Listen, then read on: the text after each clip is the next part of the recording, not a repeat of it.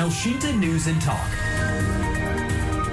Dan pendengar, untuk Anda yang mungkin nanti akan mudik ke Jawa Tengah ataupun sekedar melintas saat mudik nanti, silakan Anda dapat bertanya langsung di telepon kami 021 5869.000, WA pesan singkat 081 180 6543. Selamat siang Pak Henggar.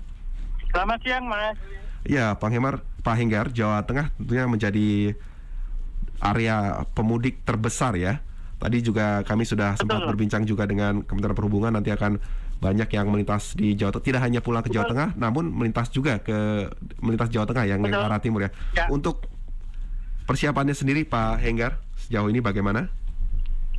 Jadi kalau yang kesiapan kita, sebenarnya yang kita siapkan yang pertama adalah pengaturan lalu lintas, strategi-strateginya seperti apa. Yang kedua adalah bagaimana kita antisipasi kemacetan-kemacetan yang ada di lapangan. Terus kemudian yang sudah kita siapkan saat ini adalah bagaimana kita mencoba mengantisipasi untuk yang permasalahan lalu lintas di jalur arteri, karena memang nanti pada saat arus mudik akan diberlakukan rencananya dengan one way yang berada di tol, sehingga nanti ada potensi kemacetan yang sangat panjang itu akan terjadi di jalan arteri dari mulai Semarang sampai dengan nanti Brebes, karena nanti yang terkait dengan one way kan dari kilometer 47 sampai dengan kilometer 414 Kali Kangkung Semarang. Jadi praktis nanti kendaraan yang dari arah timur dikeluarkan semua melalui jalan arteri. Nah inilah yang nanti akan menjadikan suatu potensi kemacetan yang ada di Jawa Tengah. Iya. Jadi kita coba antisipasi lah. Jadi di situ. Jadi mulai, karena sesuai dengan skenario nanti kan mulai tanggal 28 sore itu juga mulai diberlakukan one way dari arah barat. Memang pelaksananya nanti akan situasional lapangan. Jadi manakala memang arusnya sudah mulai turun, ya nanti akan dibuka untuk dua arah. Tapi kan tentunya semua leading sektor berada di kawan-kawan kepolisian. Yang nanti kita lakukan adalah bagaimana kita BKO kepada posko-posko yang ada di lapangan di bawah kendali kawan-kawan dari Polri. Nanti kita semua dari unsur perhubungan provinsi maupun kabupaten kota terlibat aktif di dalam posko-posko yang nanti akan dilaksanakan di lapangan. Saya kira itu, Mas. Iya, Pak Henggar, setelah para pemudik tadi melintas di tol, nanti akan masuk ke arteri tadi di daerah Semarang Brebes, ini kemungkinan menjadi daerah titik kemacetan. Apa saja yang disiapkan di sana? Apakah nanti ada rekayasa lalu lintas yang akan dilakukan, Pak? Jadi kalau rekayasa lalu lintas pasti akan dilakukan terkait dengan kondisi itu. Namun demikian, yang pertama kita siapkan adalah terkait dengan kantong-kantong parkir. Karena kantong-kantong parkir ini kantong-kantong parkir untuk kendaraan angkutan barang yang berat di atas 14 ton. Jadi ini yang kita persiapkan, karena kan nanti ada pengaturan, dia hanya boleh jalan itu dari mulai jam 00 sampai dengan jam 00 sampai dengan jam 7 pagi. Jadi dia hanya berjalan sekitar kurang lebih 7 jam. Terus setelah itu dia harus masuk di kantong parkir. Ini untuk yang kendaraan dengan GPI 14 ton ke atas. Gitu ya, Mas? Iya, ini untuk antisipasi tadi ya, kendaraan-kendaraan pengangkut barang ya. Iya, untuk barang. Iya, Pak Henggar, ini untuk yang tadi yang pengangkut barang ini tadi mulai pukul 00 hingga 7, ini mulai tanggal berapa, Pak? 28, Mas. 28. Jadi, ini seiring tadi ya arus mudik ya. Sejak diberlakukannya nanti sistem one way dari arah barat, sudah mulai melakukan pengaturan itu, karena nanti di dalam one way juga akan diterapkan dengan sistem ganjil genap juga dari arah baratnya. Oh, baik. Jadi, kira-kira ada ini, Mas? Ya, jadi tadi diberlakukan ganjil genap juga, Pak ya? Betul. Kalau itu kan manajemennya udah manajemen tingkat nasional ya, strategi nasional. Kita nanti tinggal mengamankan kebijakan nasional yang sudah diambil, sehingga jangan sampai nanti permasalahan-permasalahan lalu lintas akan terjadi di lapangan, walaupun pasti potensi masalahnya ada, tapi kan kita coba lakukan antisipasinya. Ya, saat arus mudik atau puncak mudik biasanya masyarakat juga banyak yang mencoba melintas ke jalur-jalur alternatif. Bagaimana, Pak, untuk antisipasinya? Nah, untuk antisipasi di jalur alternatif itu kita sudah siapkan penambahan rambu. Jadi nanti dengan adanya penambahan rambu ini nanti masyarakat tidak akan tersesat di mana di jalur-jalur alternatif. Harapannya itu, karena memang nanti di situ kan ada rambu himbauan atau mungkin rambu petunjuk dan lain sebagainya. Misalnya di situ jalan tikungan, depan tikungan, turunan tajam gitu kan. Tidak ada informasi-informasi yang dapat dibaca oleh para pengguna jalan. Iya, selain tadi penambahan rambu, apakah ada penambahan personil Pak untuk nanti puncak arus mudik? Kalau personel kita pasti kita lakukan penambahan karena memang di lapangan nanti sudah kita siapkan personel-personel di beberapa titik, baik itu yang kita lakukan oleh Disub provinsi maupun dilakukan oleh Disub dari kabupaten kota. Jadi sementara itu.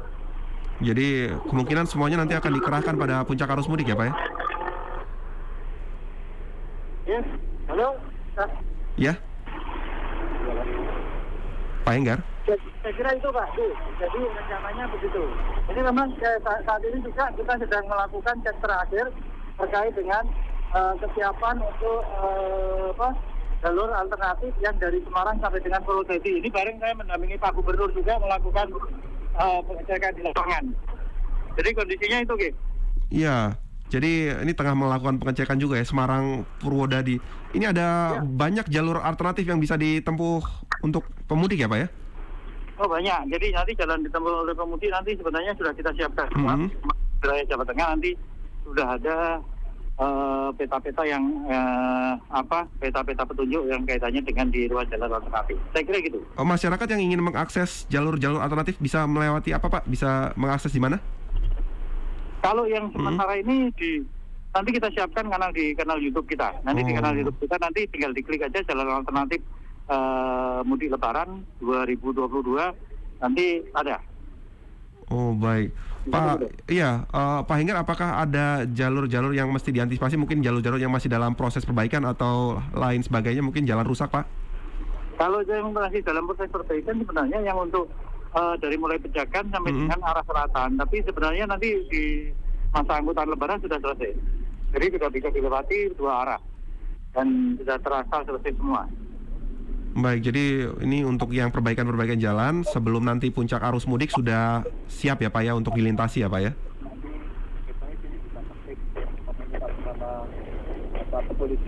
Iya. Pak Henggar masih masih melakukan pengecekan juga tadi terakhir ini saat ini di Semarang Purwodadi jalur alternatif.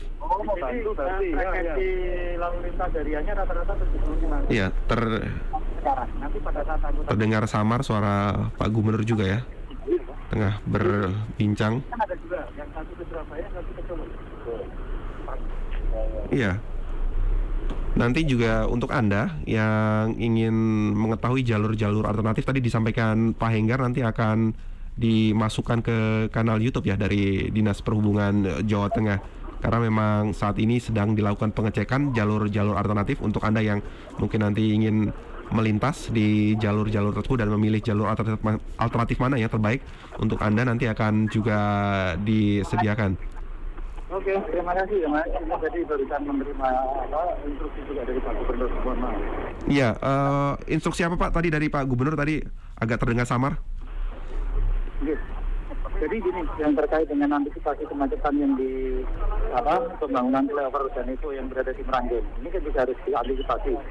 Nanti kita sudah siapkan juga jalur alternatif pada ini harusnya puncak. Memang kondisinya di sini kan masih belum selesai di masa angkutan lebaran ini. Masih ditambah lagi nanti adanya frekuensi kereta yang dipastikan di jalur Pantura ini nanti akan meningkat karena sekarang ini kondisi realnya 75 perjalanan kereta per hari. Nanti akan mungkin naik saat angkutan lebaran itu hampir 90-an. Jadi hampir berapa menit sekali ada kereta lewat. Yang nanti di sini potensi terjadinya kemacetan. Ini sudah kita siapkan ada beberapa jalur alternatif melalui Jalan Kampung, tapi untuk kendaraan itu. Baik, ini agar tidak melintasi jalur kereta tadi ya Pak Henggar ya? Di Ganevo ya, Ganevo. Jadi nanti sebelum pasar Meranggen itu ada jalan ke kiri, nanti bisa ngambil situ.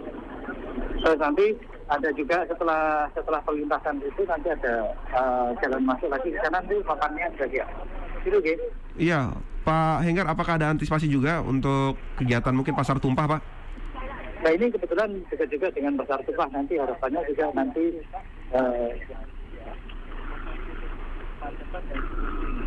pertama karena kita ikuti dengan ya, tampaknya masih ada instruksi dari Pak Gubernur Jawa Tengah Pak Ganjar Pranowo karena Pak Henggar memang tengah memantau bersama Pak Gubernur dan jajarannya perihal jalur alternatif di Provinsi Jawa Tengah. Ini berkaitan dengan arus mudik nanti ya. Mungkin Anda juga ingin mengetahui bagaimana kondisi di sana, Anda juga dapat bertanya ya. Nanti kami akan sampaikan langsung ke Pak Henggar. Mungkin Anda juga berencana mudik ke Jawa Tengah atau memang melintas ya ke daerah timur ya, ke Jawa Timur dan melintas di Jawa Tengah, juga Anda dapat menyampaikan pertanyaan.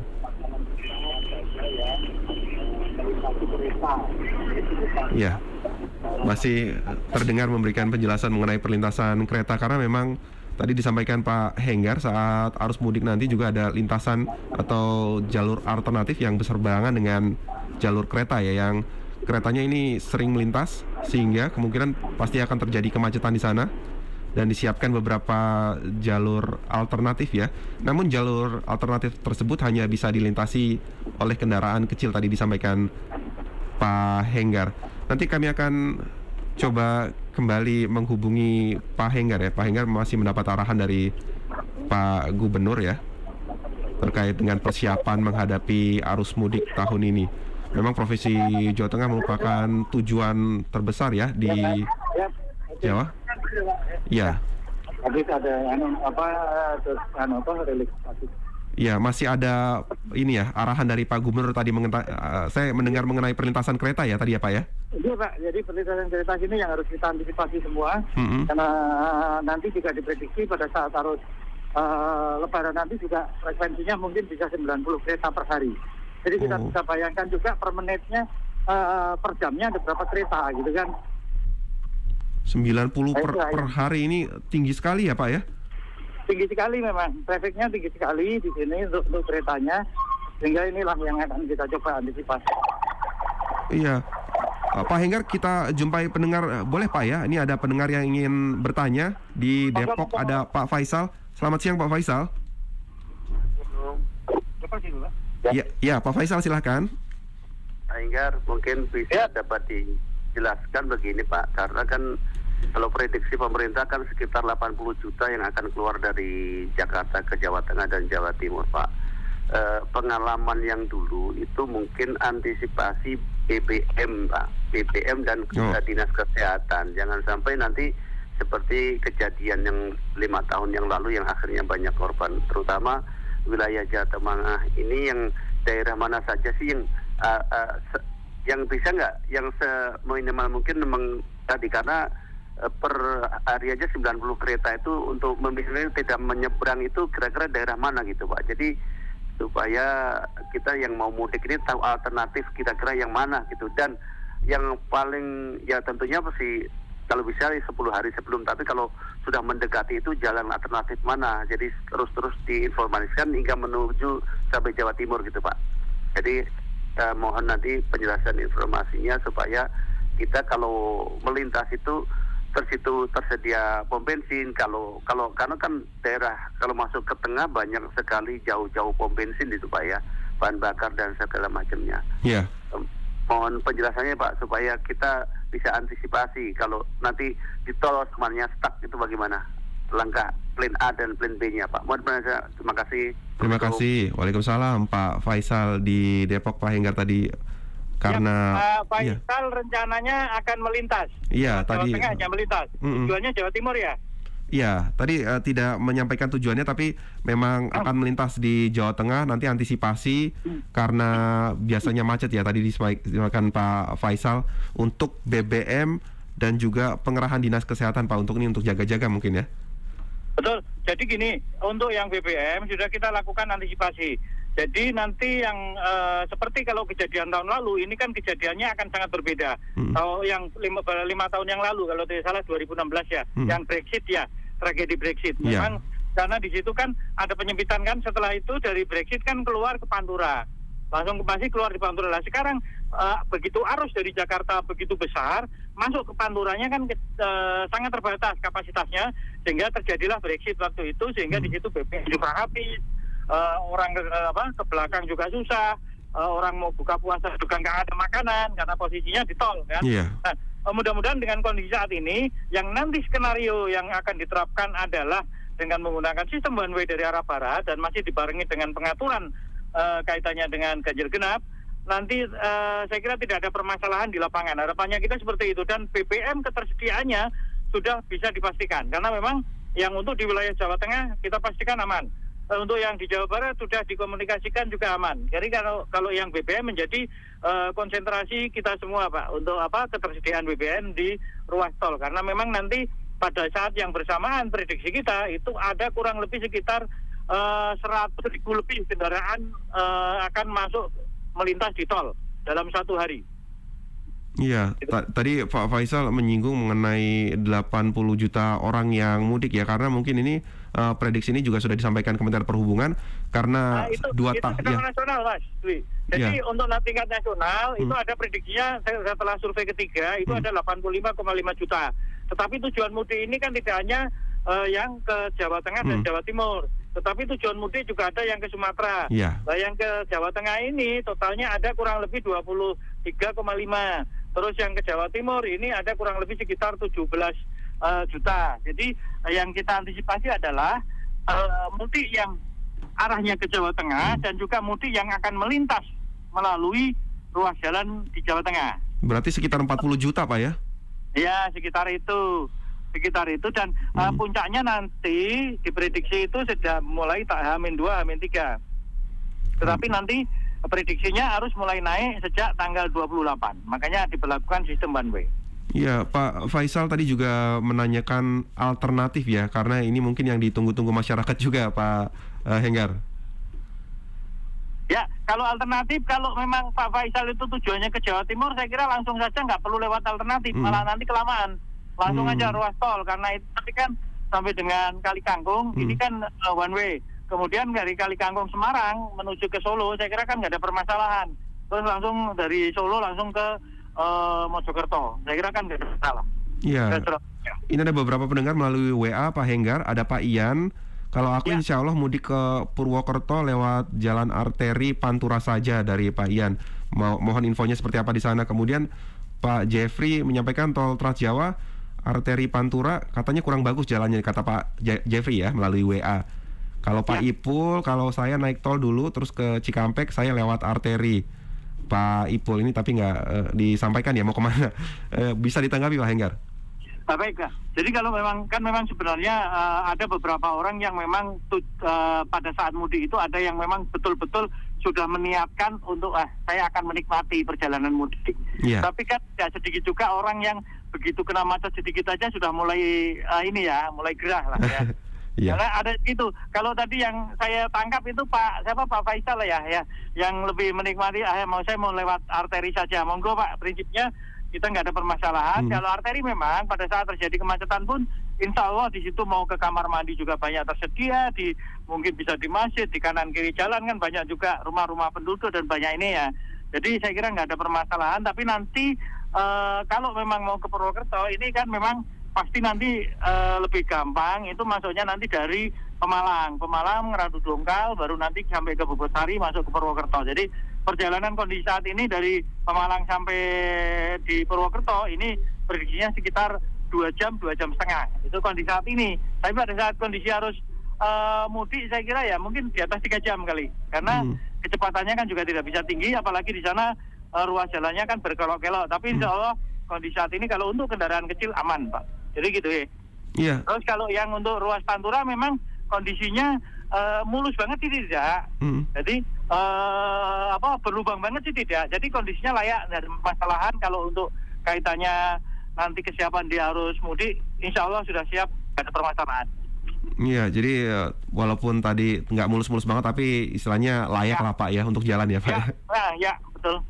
Iya, ini ada WA lagi menanyakan akses jalur alternatif bisa diakses kemana Pak? Ini WA dari Pak Imam. Iya, ini tadi sudah sempat dijelaskan ya. Saat ini kita sedang cek lagi finalisasi posisi terakhir. Nanti akan kita share di link YouTube. Nanti ada link YouTube Dinas Perhubungan Provinsi Jawa Tengah. Nanti link kalau yang ada sekarang ini kan masih yang belum saya update, itu masih yang lama, yang dulu. Tapi ini kan saya coba update dengan kondisi yang terakhir, nanti ruas jalan alternatif di Provinsi Jawa Tengah gitu kan. Tapi sebenarnya jalan alternatif ini kan yang orang yang tujuan mudiknya ke Jawa Tengah ya. Kalau orang yang hanya melintas, tidak usah lah lewat jalan alternatif, karena nanti malah justru akan menyulitkan nanti. Mending langsung aja menggunakan fasilitas manajemen rekayasa lalu lintas yang sudah disiapkan melalui sistem one way. Langsung aja masuk situ udah. Iya. Pak Henggar, kita sapa pendengar melalui telepon. Ada Pak Aswin di Cipete, Jakarta Selatan. Selamat siang, Pak Aswin. Monggo Pak Aswin. Ya, selamat siang Pak Henggar. Selamat. Ya Pak Aswin. Rencana mudik Pak Aswin? Saya sih tadinya pengen rencana mudik ceritanya. Karena kan keluarga besar ada di Jogja. Oh. Mendengar dan melihat ambisius juga bapak-bapak dan keluarga kita yang lain yang lama mungkin nggak mudik, saya lebih baik ngalah dulu deh tahun ini. Kelihatannya after lebaran kali ya, mungkin seminggu setelah lebaran kali baru saya ke sana, karena kebetulan orang tua juga udah sepuh, jadi kalau dibawa di perjalanan juga rada-rada worry, saya rada khawatir. Pak Henggar, jadi gini Pak, kalau saya lihat tadi dan mendengarkan bahwa banyak sekali masyarakat kita kan menanyakan jalur alternatif. Mohon diupdate juga Pak dari tim Kadisub atau PUPR-nya Jawa Tengah gitu untuk mengupdate kondisi jalur alternatif. Karena pertanyaan saya begini, apakah iya masyarakat kita yang menanyakan jalur alternatif itu karena keterbatasan dana untuk mudik yang luar biasa sih harusnya tahun ini biayanya gitu. Karena selain tol juga ada kenaikan ya, mungkin nggak signifikan sih kalau tol, tapi kan BBM nih yang cukup signifikan. Oh iya.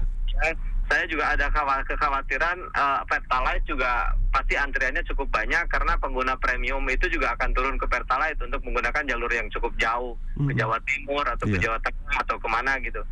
Jadi saya nggak tahu, itu kan pertanyaan yang terlintas di saya, apakah karena masyarakat ini mulai terbebani dengan biaya hidup sementara mereka harus mudik karena 3 tahun tidak mudik. Nah, jadi mohon kondisi jalur alternatifnya seperti apa Pak, karena saudara saya juga banyak yang akan menggunakan jalur alternatif. Mereka juga beralasan bahwa aduh Win katanya udah nggak kuat, saya harus bayar tolnya sama bensinnya gitu. Gitu Pak Henggar. Selamat siang Pak, terima kasih. Terima kasih Pak Aswin di. Siang. Langsung saya jawab. Ya silakan Pak. Ya. Pak Alwin, atau nuwun Pak Alwin. Cuman saya sedih kalau Pak Alwin juga ada rencana yang semula mau mudik akhirnya mau nunda 1 minggu, malah justru sebenarnya kalau Pak Alwin dari barat mau ke timur seminggu setelah lebaran itu nanti dari mulai tanggal 6 sampai dengan tanggal 9 itu ada one way dari arah timur Pak. Jadi nanti malah justru jenengan nggak bisa lewat tol. Jadi kalau pas dari tanggal 6 sampai 9. Cuman kalau memang nanti terkait dengan jalur-jalur alternatif Pak, insya Allah Pak segera kita update. Jadi kalau ke Jogja nanti memang rekomendasi kita ya paling memungkinkan jenengan nanti keluarnya di Kartosuro. Jadi Kartosuro, Klaten itu sudah jalan besar semua dari mulai Solo Jogja lewatnya jalur itu Pak nantinya, karena memang yang tol sampai ke Jogja belum tersambung, baru tahun ini mulai pembebasan lahannya, mudah-mudahan 2 tahun lagi sudah selesai. Nah saya kira Pak Alvin, saya terima kasih Pak masukannya. Nanti untuk yang jalur alternatif sesuai dengan tadi yang saya sampaikan, kita cek kembali kondisinya secara update Pak. Ini karena takutnya nanti pada saat saya sekarang sudah mulai share terkait dengan di publikasi yang jalur-jalur alternatif, nanti kondisinya tidak kondisi update kan nanti repot. Jangan. Jadi saya terima kasih masukannya. Jadi nanti saya coba komunikasikan dengan teman-teman yang di PUPR Bina Marga juga nanti kaitannya dengan kondisi di masing-masing jalur alternatif tersebut.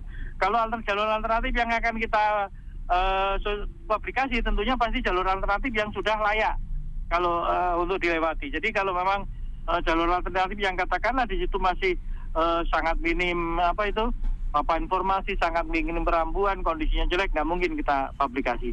Saya kira ngoten Pak. Pak Henggar, ini hari ini pengecekan jalur alternatif terakhir apa besok masih berjalan pengecekannya? Jadi ini kelihatannya sampai seminggu ke depan. Ini seminggu ke depan. Kita masih melakukan pengecekan, malah langsung dipimpin oleh Pak Gubernur. Seperti tadi ini Pak Gubernur sendiri langsung Pak Gubernur mau memastikan bahwa kondisi jalur alternatif ini memang nanti layak dan siap untuk terkait dengan arus mudik lebaran nanti. Jadi ini Pak Gubernur ke arah Grobogan, terus nanti kemungkinan besok ke arah Pekalongan, kita lewat Pantura, terus kemungkinan nanti setelah itu sampai ke Banyumas juga Pak. Tadi yang Pak ini sampai ke Banyumas, terus nanti juga sampai ke arah Jogja. Itu semua nanti pasti akan kita lakukan pengecekan lagi posisi terakhirnya. Walaupun sebenarnya teman-teman kita sudah melakukan evaluasi lapangan. Itu sih Pak. Iya, Pak Henggar, antisipasi di jalur selatan bagaimana Pak? Karena ini kan jalurnya kan diminati juga karena pemandangannya katanya indah di sana. Ya, untuk jalur selatan-selatan, seminggu yang lalu sudah dilakukan pengecekan oleh kawan-kawan kami yang membidangi masalah lalu lintas. Sudah diinformasikan bahwa di sana layak, sangat layak kondisinya, untuk aspalnya juga bagus di sana. Memang di sana kan karena jalan, katakanlah kita belum begitu familiar dengan jalan sana. Saya kira di situ perlu harus ekstra waspada pada saat para pemudik menggunakan jalur alternatif yang melalui jalur selatan-selatan. Gitu, Ge. Ini ada WA baru masuk dari Pak Jaya menyampaikan mending jalan Pantura karena jalan tolnya selain mahal ini kemacetan bisa terjadi dari Pak Jaya. Mungkin terakhir juga Pak Henggar untuk masyarakat juga yang akan mudik ke Jawa Tengah dan melintas di sana Pak, mungkin pesannya apa Pak? Jadi kan untuk masyarakat yang akan melintas dan mudik di Jawa Tengah, yang pertama adalah tolong himbauan pemerintah yang harapannya sudah vaksin booster tolong dipenuhi dulu. Karena memang betul kita tidak akan melakukan pengecekan di jalan, karena memang pada saat kita melakukan pengecekan kan tidak mungkin juga manakala orang yang mengendarai kendaraan belum booster ternyata terus kita suruh booster di tempat itu kan nanti malah bahaya. Jadi tolong booster ini betul-betul dilaksanakan oleh masyarakat yang akan melakukan mudik, karena ini juga akan menjaga dirinya sendiri dan menjaga keluarganya yang akan dikunjungi di kampung halaman. Saya kira ngoten, dan tetap waspada, tetap patuhi keselamatan berlalu lintas dan di jalan hati-hati. Saya kira ngoten. Baik, Terima kasih. Pak Henggar, terima kasih atas waktunya. Selamat kembali bertugas Pak Henggar ya. Selamat nuwun, Mas. Iya, monggo. Demikian pendengar, Kepala Dinas Perhubungan Provinsi Jawa Tengah Henggar Budi Anggoro.